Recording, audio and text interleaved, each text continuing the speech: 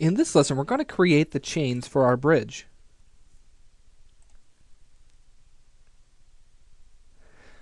Alright, so let's get right into this. Let's go ahead and go to our front view, just hitting F on the keyboard. And I'm going to hit Z just to zoom out so I can see everything.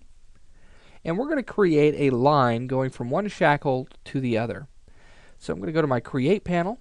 Let's go to Shapes, and then Line. And just click a vertex around the middle of the shackles there. And we're going to go about halfway, but we're not going to go real low. We're going to try to keep these chains kind of shallow whenever we first create them, because they will drop down whenever we add dynamics to this. Let's go ahead and click on this next shackle and right click to end that line creation process. And let's go to our perspective view, just hitting P on the keyboard and then Z. And let's go ahead and move this line and kind of line this up to the shackles themselves. Now I'm going to make this kind of a darker line here just to make it easier to see. And that didn't really make it easier to see, did it? Let's try kind of a lighter in-between color. That's a little better.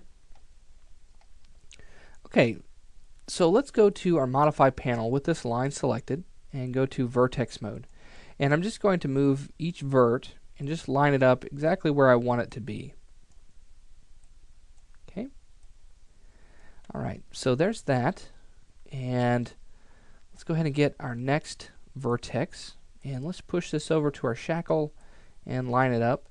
And you know what? I think what I'm going to do, well, we've already set up the dynamics. If you want to, you could go ahead and rotate this shackle. And whenever we start our simulation, it's going to pop right back to that. So I'll just leave it where it's at. It should be okay. Let's go ahead and go to our vertex mode. And let's line up this vertex here to this part of the shackle. Let's get it kind of in the middle there. And I'm going to leave this vertex right where it's at. And let's select all of the vertices and right click and change it from a corner vertex to a smooth vertex. Okay. So that way that smooths out that line, and we can go ahead and begin building just the chain links, and then we'll use this line later on. So let's go ahead and go to our Create panel. Let's go to Geometry and then Box. So in my front view, I'm just going to create kind of a general shape for a chain link. Right. And let's go to our perspective view. And I'm just going to try to line this up to one of these shackles the best that I can, just to kind of get an idea of the proportions that I want for my chain links. Now I can already see that this is going to be way too wide. So let's go to our Modify panel. Let's take this down to about 2. And that looks like it might be thin enough for us. We might go a little bit lower than that. Let's take our chained length and let's go to about 12. I was pretty happy with the proportions that we had. And let's go to our width and let's do 10. Okay. And I think this will work out for me. I might go a little bit lower on my length. Okay. Or a little bit higher on the length. I might go to like 14 or something, but I think I'll be okay with this. So let's go to our box and let's line this up a little bit better. Let's rotate it and let's kind of move this inside the shackle. Now I want to keep this chain low res. Okay, so I'm going to do a little bit of shaping on it, but I don't want to get I don't want to apply something like NURMS or any type of smoothing to these chain links, simply because we already have a scene that's very complex, okay, and it could cause some slowdown on your own machine. Okay, and so I'm just trying to keep it to where you could actually work on your own machine with this project. Alright, so let's go ahead and change the color of this to black. I'm going to apply that gray previs material. And let's convert this over to an editable poly. And I'm going to go to polygon mode and select the front polygon and the back polygon. Now with these selected, let's use inset. And let's take our inset amount and let's go to about 1.5. So just type that in and you'll see that it converts it to 1 foot 6 inches. Let's hit OK and delete those polygons. Now let's go to border mode. Let's select the two borders on the inside and bridge that gap there. All right. Now let's go to edge mode and let's select one edge on each corner.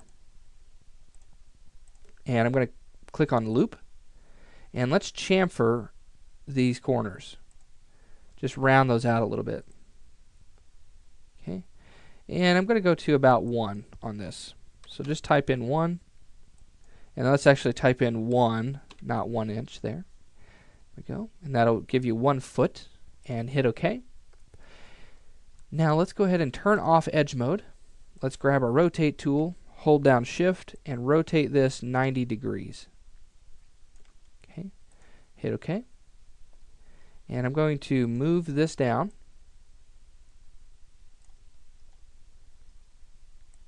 Okay, and it's okay if it's interpenetrating with everything else. I'm just trying to get this lined up for right now. And let's change our pivot points on these objects. So let's go to our hierarchy panel, effect pivot only, and center to object. And then I'm going to raise it up in the Y to where it's actually the pivot point is around the top here. Just for right now, because this is going to help me with shaping the chain and getting it to fit properly. Let's turn off effect pivot only. Let's adjust this one. So center to object and then raise it up in the Y. Here we go. Now, with this, let's go ahead and select this chain link at the top. Let's go to our modify panel and attach the second chain link. Okay. Make sure you turn off attach before you start clicking on anything else.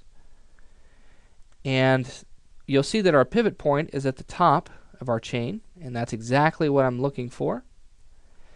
Now what I want to do is actually constrain this chain link to this line, and we're going to use the snapshot tool to help us create the entire chain. So let's go to animation, constraints, path constraint, and you'll see that we have this rubber band and we can actually choose the line that we want to constrain this to. Now you'll see that this automatically takes us to the motion panel, and inside the motion panel you'll find this percent along path, and you can adjust this and you'll see that our chain is constrained to that. Let's go ahead and take this back down to 0, and let's attach our let's actually activate follow, and you'll see that the chain orients itself a little bit differently to the line, and now you'll see that it's actually trying to follow the orientation of the line. Okay. Let's take this back to 0. But you'll notice that it's going in the wrong direction. All we need to do is change the axis of our follow. So let's go to Z, and you'll see that our chain is now following there. Now you'll notice that my pivot point is way up here, okay, and my chain is kind of going off in this direction. What I want to do is flip that. Okay, so now we have our original orientation. Alright, now with this selected, let's go to Tools, Snapshot, and this is going to help us get the rest of our copies of this chain link. Now in Snapshot, single is usually on by default, okay, but I want to use arrange, okay, so that way I can make multiple copies, okay, and it's going to actually copy or create a snapshot of this across 100 frames, okay, and it's going to make 12 copies. Okay, now I can adjust that if I need to, and I'm going to go ahead and go with 12 for right now and hit OK. And let's just take a look at what that looks like on our chain, and that looks like it might be a little bit too long. Okay, so all we need to do is just hit Control Z, let's go to Tools, Snapshot, let's take our copies down to 10 and hit OK. And that's still a little long. Okay. Now it is, well actually, you know, it's a little short. I didn't notice that the chain links were cutting through one another. So let's hit Control Z, let's go to Tools, Snapshot, and let's try 11 and hit OK. And what we're looking at is just making sure that the chain links are fitting inside of one another. We don't have any that are interpenetrating. Now something like this is okay. Okay. Not that big a deal because we'll actually rotate these individual links to make sure that they are fitting inside. Now it looks like this is going to be okay. We're going to have to do a little bit of adjustment here. Let's go ahead and try that 10 again, or 12. Let's see if we get a better result with that. And it looks like this is probably going to be best for us. So let's go ahead and start getting these chains lined up properly. Now you'll notice that I have an extra copy up here at the top, and you can actually just hit delete on the keyboard and that'll get rid of that copy. Okay. So this is lined up properly, and I'm just checking all the links, making sure that they're inside of one another and they're not interpenetrating, anything like that. Looks like this one is a little bit, so I'm going to move it down in the X and then rotate it along the Z direction, so the blue line, and just kind of center that back up again. And we could really do this to all of these if we wanted to, but there's really no need to go through and try to get every single one lined up exactly in the center, because we're going to apply dynamics to this and it's going to actually rest on its own. We just want to make sure that there's nothing interpenetrating. Okay. And you'll see the importance of creating that pivot point and how it's helping us rotate these chain links. Okay. Looking good so far. And you'll notice that we have an extra. Okay. It looks like I might be able to use this chain link and get it to fit in there, but I know that this is going to work better if I have a chain link like this hanging on to this shackle. It's just going to make it a little bit easier to fit. And I could go ahead and try this. And you know what? I think I will. I'm just going to delete this one on the end. And I'm just kind of making an audible here. And just kind of adjusting this chain shape, making sure that this fits in there. Now we could go and adjust this element by element, and I think that's what I'm going to do at this point. So let's go to our modify panel and let's go to element mode, and we can actually select each individual chain link in this group and adjust those accordingly. Now you'll see that our pivot point changes a little bit, and that's just something that we have to deal with whenever we're working with element mode. Okay, so we need to adjust this the best that we can, and we really need to make sure that the chain link is fitting inside of the shackle. Okay, adjust that up. Sometimes this is going to be a little difficult, okay, at times, just trying to get this to fit in there.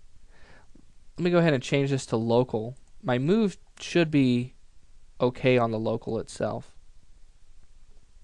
And you'll see that that keeps changing. Let me actually do something. Before we start moving this element by element, let's actually do this. Let's detach this element, and let's just call it object 001 for right now. And what I should be able to do is just grab this chain link, and you'll see that our boundary is all kind of diagonal on this, so it probably won't help us out all that much. Let's go to our hierarchy panel, pivot point, center to object. Let's align to object. Okay. This might help us a little bit better. Let's rotate this along the Y. Just try to get this to flatten out a little bit better and get this to fit inside of that shackle. Now this is the hardest part of creating a dynamic chain, is getting them to fit properly. Okay. Now this chain link is now inside of that shackle.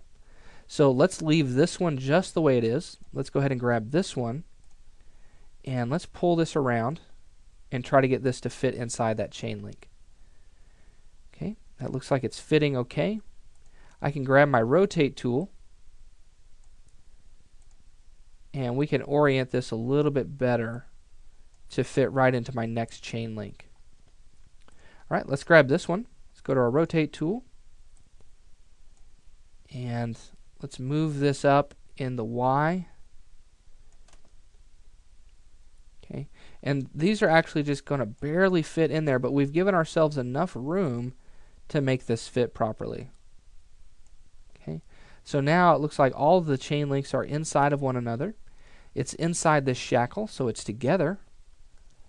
And it looks like we're lined up properly. Okay. Now, we'll do some testing in our next lesson just to make sure that this is going to work properly. And if it's not, we'll make some changes as needed. Okay. So we've created our chain links. And in our next lesson, we're going to go ahead and bust these apart and apply our dynamics and then get them to rest properly in our dynamic scene. So I'll see you then.